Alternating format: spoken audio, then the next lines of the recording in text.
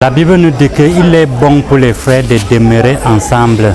Et déjà, quand un frère célèbre quelque chose comme cet événement, c'est une joie de venir célébrer avec lui. C'est une joie de venir l'encourager dans la mission dans laquelle Dieu l'appelle. Et c'est pour ça que nous sommes venus pour les encourager.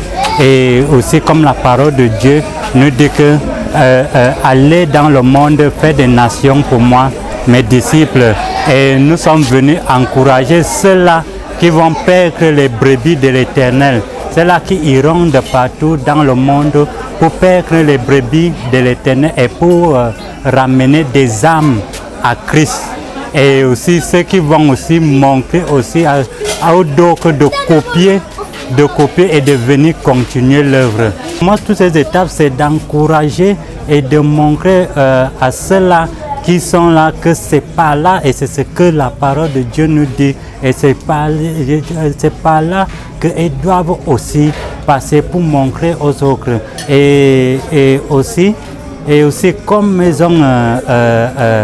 on a commencé par laver les pieds, c'est signe de militaire, on lave les pieds des autres, ça veut dire que tu deviens serviteur des autres, tu laves les pieds de l'autre, c'est toi qui deviens serviteur. On ne les ordonne pas pour qu'eux soient servis, mais pour qu'eux servent les autres. Et c'est pourquoi on les amène dans la mission pour leur montrer qu'en lavant les pieds, c'est de servir les autres.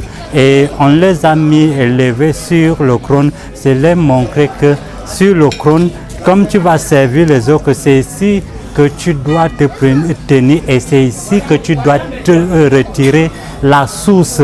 Parce que la source se trouve sur le trône. Et le trône, c'est qui? C'est Jésus-Christ. Et lorsque tu trouves ton appui en Jésus, tout ce que tu peux faire, tu peux faire dans ta vie réussie. Et c'est pour ça que la parole de Dieu nous dit que cherche premièrement le royaume de Dieu et sa justice, le reste te sera donné par-dessus tout.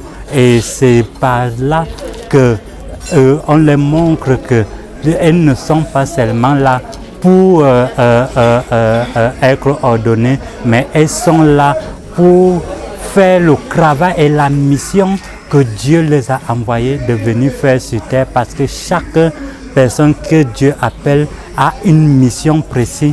Et cette mission précise que tu as, donc passe à côté de leur mission. Et c'est par là qu'au dernier jour, Dieu nous demande de rendre compte des choses, de la mission qu'il nous a donnée sur terre. Moment, lorsque tu as la présence de ton Dieu, de ton Créateur, tout ce qui se passe, les gens ont toujours tendance à négliger, à dire que j'aime les moments de louange, j'aime les moments de prédication, lorsque tu es dans la présence du Seigneur, il faut aimer tous les moments de la cérémonie. Et moi, j'ai trouvé la prestation de la chorale très bien, parce que la parole de Dieu nous dit que dans le livre de Ecclésiaste, il dit que jeune homme, réjouis-toi pendant les jours de ta jeunesse, livre ton cœur dans la joie. Mais il y a une partie qui nous dit que sache que au dernier, le Seigneur t'appellera en jugement. Et elles sont des jeunes qui se sont donnés à l'œuvre de Dieu. Et nous avions vu comment elles ont mis les cœurs attristés dans la joie. Elles ont mis les gens qui étaient abattus, les gens désespérés, et les ont redonné le sourire au travers du ministère des chants que Dieu les a appelés. À chaque fois que nous sommes invités à rendre ministère, il y a toujours une particularité, et aujourd'hui je dirais que le Saint-Esprit a réagi de manière vraiment surabondante.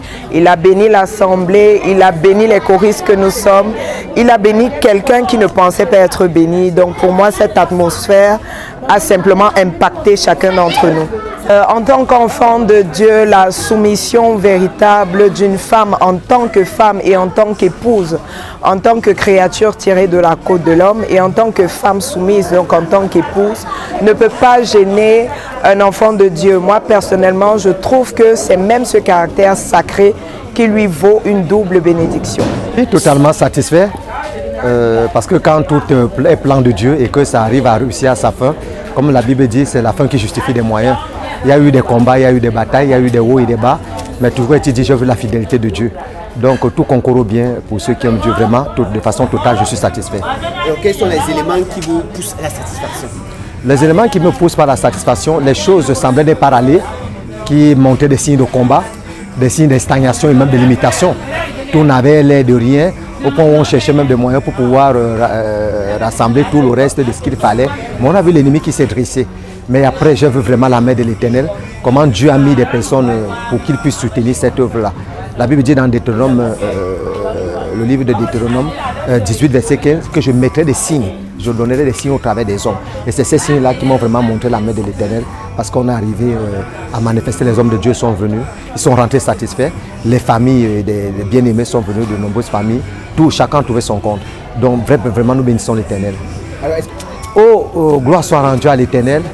La première partie, c'est l'évangile, les satisfactions de l'évangile de l'Éternel qui nous a ramenés à comprendre la mission pour laquelle nous avons été appelés selon l'onction et selon l'élection du sceau sacerdotal. Alors lorsqu'on est appelé, il y a l'humilité, nous devons être humbles, nous devons sembler être comme des petits enfants parce qu'en fait nous sommes des serviteurs de tous. On ne vient pas pour se faire servir, mais on vient pour être serviteur. La deuxième des choses, vous avez vu, nous sommes passés par le lavage des pieds, qui n'est que le symbole de montrer que c'est à nous plutôt de rendre service aux gens. Et ce n'est pas à nous d'attendre. Et c'est ce que nous devons transmettre. La Bible dit que nous sommes des fidèles, nous sommes des témoins. Et chaque fois que nous passons par ces enfants, nous faisons également le témoignage. Le témoignage de montrer la fidélité pour la gloire de l'Éternel, afin que l'œuvre de Dieu avance ici. Et hélas, ce qui me fait mal, parce que l'œuvre de Dieu ne fonctionne plus de cette manière. Vous allez voir les serviteurs de Dieu, ils sont plus bien et tout. Or, la meilleure façon aujourd'hui de comprendre, c'est que nous avons été appelés et choisis de Dieu pour rendre témoignage à l'Éternel et pour servir des nations. Et puis c'est Dieu qui est notre rémunérateur. Donc vraiment, moi je pense que c'est ça. C'est le mot le plus profond que nous devons comprendre, c'est d'amener des gens à grandir et à comprendre que donner sa vie à l'Éternel, c'est servir le monde entier, c'est servir des frères, c'est servir des sœurs. Il dépend de comment est-ce qu'ils prennent. Christ a été rabaissé. La Bible dit qu'il s'est fait malédiction sur la croix afin de devenir bénédiction. Et c'est pourquoi nous aussi, nous sommes à l'image de Christ. La Bible dit nous sommes quoi? Le lot de consolation. Donc, je ne me suis pas rabaissé, mais tout dépend de comment est-ce qu'ils vont voir. Mais s'ils ont compris le message, que c'est ainsi que les vrais serviteurs doivent travailler pour la gloire et pour sauver l'humanité, alors je pense que le message est passé et nous serons davantage bénis. Je pense que la déception, ça fait partie de mon partage, de mon quotidien. Il faudrait d'abord s'y habituer, savoir que non seulement le partage d'abord lorsque tu es appelé de Dieu, l'habitude devient une seconde nature. Mais le Dieu est celui qui dit dans 2 Corinthiens 1, il nous consolera dans toutes nos afflictions. Donc il y a des épreuves, il y aura des humiliations, des attaques et tout, mais une chose est certaine, Dieu est toujours là. Donc il faut d'abord accepter ça, que lorsque tu es serviteur de l'Éternel, tu es appelé à être humilié. C'est notre partage sur la terre. On n'est pas venu chercher le repos, mais c'est Dieu qui nous donne le repos. Et si nous faisons cela, et nous croyons que par notre comportement, notre caractère, notre bonne habitude, nous pouvons davantage sauver des âmes. Il faut se faire petit enfant, il faut accepter de porter le monde entier, car Christ a été cet exemple-là. Et c'est passé ce à quoi il est passé, qui fait notre témoignage à partir de cet instant. Donc nous bénissons davantage l'Éternel pour cela. Le problème que nous avons beaucoup plus dans le ministère, parce que vous voyez, quand Christ mourait, c'était beaucoup plus de femmes qui étaient à leur service. Il y avait beaucoup plus de femmes à leur service. Maintenant, quand c'est des femmes mariées, c'est souvent le plus grand problème, surtout si l'homme n'adhère pas de façon totale. Si l'homme ne comprend pas le principe du ministère. Et nous avons ces problèmes-là à tout moment. Mais comme je dis, l'ennemi ne dort pas. Ma prière, c'est que l'Éternel touche davantage leur époux, qu'ils comprennent ce que c'est que le ministère, qu'ils comprennent ce que c'est que l'appel, et qu'ils les touchent même à ce qu'eux-mêmes à leur tour, ils deviennent serviteurs. Parce qu'il y a de la plus grande joie, de l'abondance, lorsque l'épouse est là et que l'époux est là en même temps. Ça fait en sorte qu'ils peuvent se comprendre. La difficulté ou encore l'ambiguïté naît du moment où l'homme est en désaccord avec la femme. Et là, vraiment, ce n'est pas toujours facile. Donc nous prions pour que l'Éternel les saisisse, parce que la Bible dit que les âmes appartiennent à Dieu. Il fait de ces âmes ce qu'il veut. Nous sommes les intercesseurs. Nous allons continuer à élever l'Éternel, à manifester la gloire, afin que sa grâce et sa faveur nous localisent davantage en ce jour. Symbolique du message du jour sur le thème qui a été énoncé sur l'appel à la course de la foi.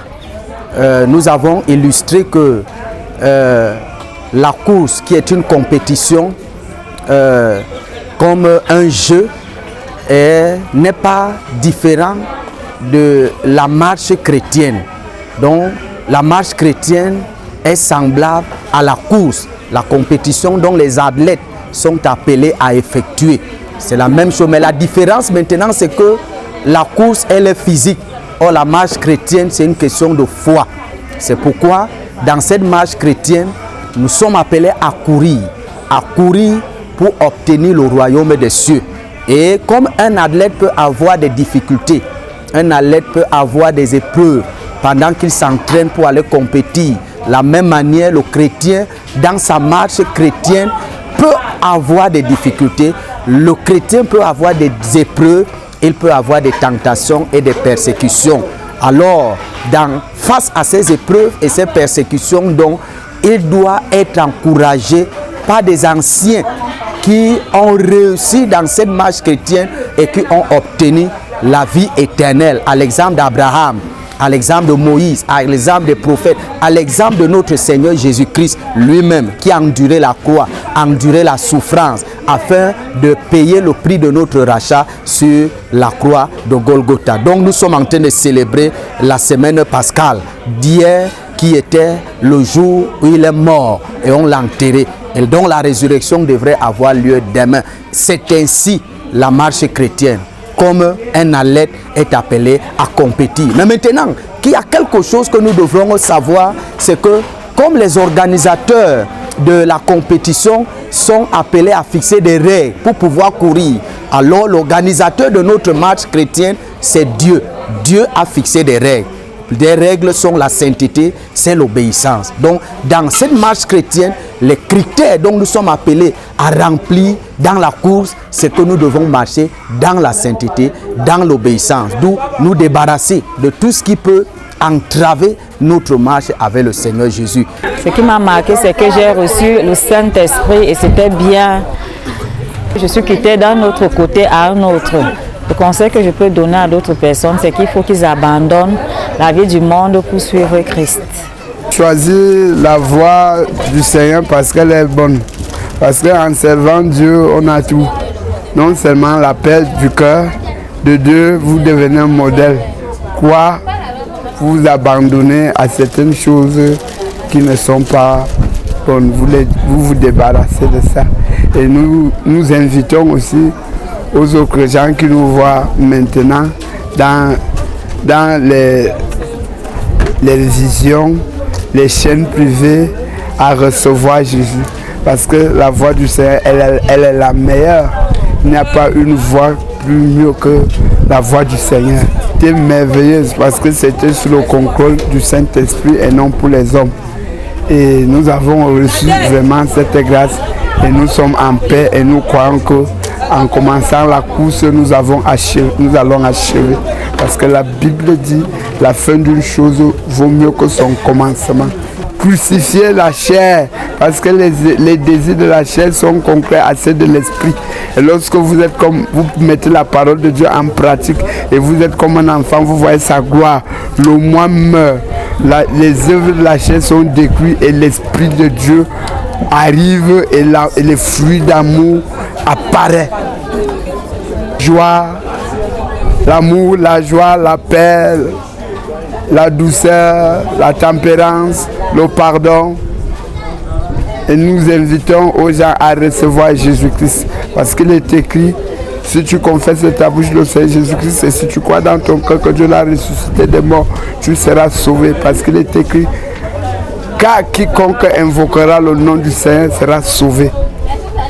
Ton père ne te sauvera pas, ton argent ne te sauvera pas, mais au nom de Jésus, tu seras sauvé. Parce que tout genou fléchit dans les cieux, sur la terre, et toute langue confesse que Jésus-Christ est Seigneur.